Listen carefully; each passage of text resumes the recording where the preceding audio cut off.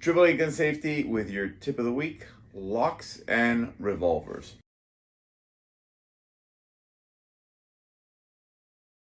I'll be using this Smith & Wesson Model 638 for demonstration purposes.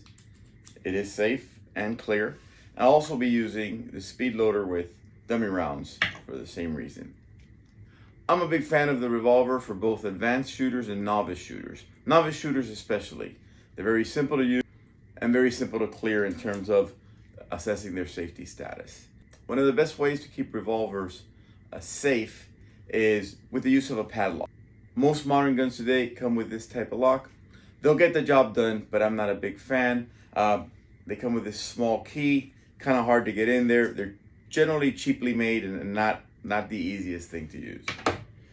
Some guns like this in particular, Smith & Wesson, they come with a built-in lock. But again, you have the same issue. You have this small little key, small little hole, and under stress, it would be a challenge to try to get it ready for use.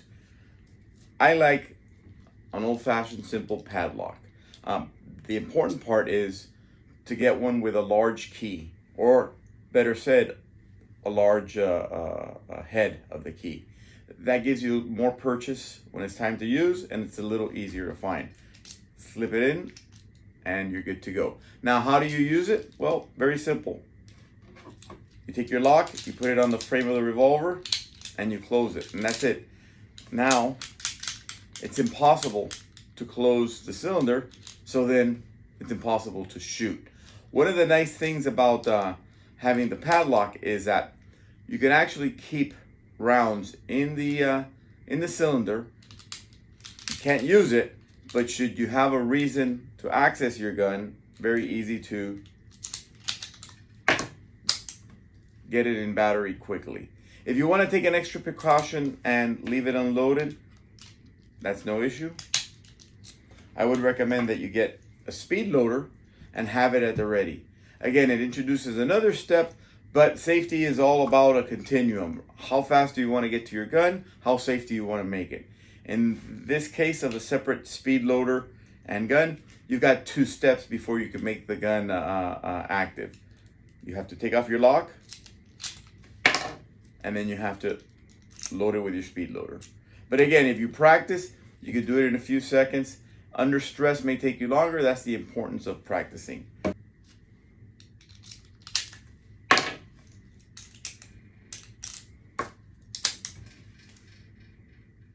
Two additional recommendations. One is that you put some sandpaper, you could use glue and tape, on one side of your lock, so at night in the dark, you can just go by touch if you can't see which side is up. What I call the upside of the lock is where the dimple is located. So that way, in the dark, at least you know that this is the top part of your lock, this is the top part of your key, and without looking, you can kind of find the entry point, unlock, and make your gun operable. Another tip, especially if you're keeping the gun for home defense and you want to make it relatively available, remember we've got a lock on it, is put the key on a necklace. And that's the tip of the week. Feel free to email or DM me with any questions. Stay safe.